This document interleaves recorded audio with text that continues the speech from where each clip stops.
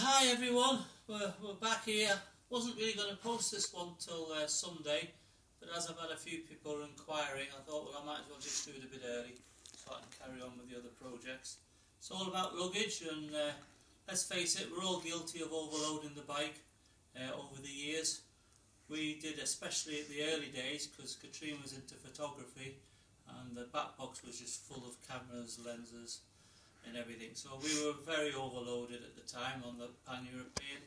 But anyway, that was about 10 years ago, and since then we've just carried on with the same setup as what we've had for 15 years. So anyway, Honda of course put their restrictions on how much weight can be carried on the Goldwing and the bagger. Being truthful, between the tourer and the bagger, there's only 3 kg of difference in the weight that you can carry, which is remarkable. Honda have got the whole back box and everything, speakers, top box and everything, down to just 3 kg in weight. So anyway, enough about that. Let's get down to what this video is all about. It was I had a post yesterday asking why didn't I just buy the touring bike instead of the bagger, and it's all down to options to carry more luggage. But remember, luggage doesn't have to weigh much, it's just bulk, and it weighs literally nothing. So really, I feel that I personally can afford to show you what I do. This isn't a permanent thing, this is just what we do when we go on touring. We add a snowboard to the back end so we can carry 2 roll bags. These are the 2 roll bags we take. Like I say, you probably recognise the name, it's pillion. These are, we've had these again for many years, and we love them. So yeah, so I'll show you how we fit these, and I'll tell you sort of like what we put in them. By the way, this is the mounting plate of the ST1300, and actually there is a sticker on here just to say that 9 kg is the warning weight, which seems to be 9 kg for everything. So Honda must be saving a fortune on stickers to use that one. So I'll put that to one side. So what we have this is one I had earlier, and I've had this one for years but never ever fitted it. This is a fat boy one, but actually this one we're not going to use because really we can reduce the size and the weight. This one came in at 3 kg, and then this one, which is a children's snowboard or a teenager, this comes in at 2 kg. As you can see, it's a snowboard that's been cut in half. It's got 2 locating screws in here just to hold it together, and on the back is some luggage strap holders. I've not put the ones on that side, but what it is, this one is actually, this snowboard is let me see, the snowboard is 56 inches long and 11 inches wide here, and we cut it down to 25 inches. So you end up with a piece that's scrap in the middle. So basically we just mount this on the back whenever we go touring. When we come back we just take it off, and it does its job, and we can carry a lot more luggage. So I'll quickly show you how we mount it. It's easy peasy really. It's all about getting the line holes in. Whatever top box you've got, most people have got jivvy boxes and all the other standard makes of boxes from the people. This one, again, it's just held in with 4 bolts, but I won't put them in at the moment. I'll just put these in. So that's that. So that's bolted down with 4 bolts, and basically your top box mounting plate goes on there. I've got an old jivvy box here. This is the Maxi 52 that we had on the Triumph. We had a Triumph rocket. We tried touring on that, and we've tried touring on the K1600 exclusive, but we kept on coming back to the Pan. So basically that's mounted on there straight through. onto your jibby mounting plate. This is the old style mounting plate. I'll just quickly mount this on. Like I say, these roll bags we tend to fit lightweight items in there.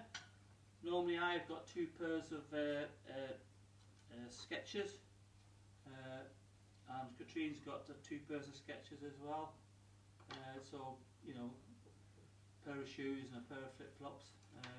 So basically we have a bag each, and we just divide up all the luggage. But basically in each bag there's 2 pairs of shoes, the toiletry bag, socks, bikinis, anything you want. Anything that's lightweight, just put them in there and pack it out. Those bags are really good because they expand. I'm not going to put the ST1300 top box on for the simple reason, because it wraps around the jibby box. You've actually got to put a 30mm spacer. I have used a Delrin plate because it's very light when I've done this, but I've got other ideas for the bike, which I'll briefly tell you afterwards. But anyway, you've got to put a 30mm spacer so it does sit a bit higher up. But for a jivvy box and any other the other makers, you can put that straight through. Like I said, this is a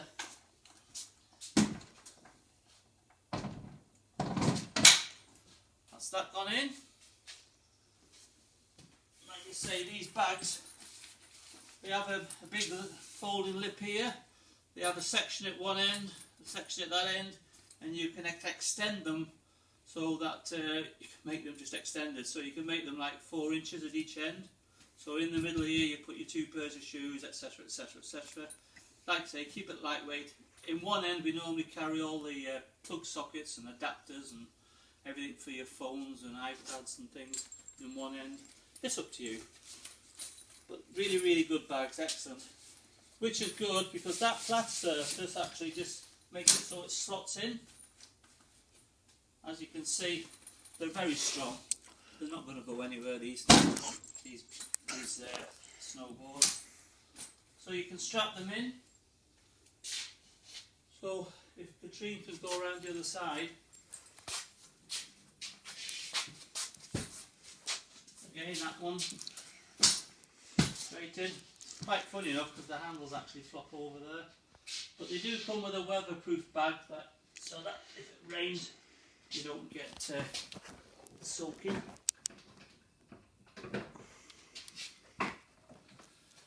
And normally what you can do, these little cargo bags, you can either put one on here and put one on down here, or if you want, this is a really big rack, you can actually just plug them onto there.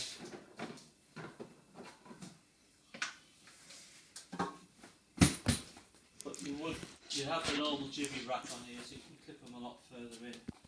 So that's the 2 bags on there. And of course the top bag. So we've got all the stuff in there. In this bag, what we tend to put is the waterproofs.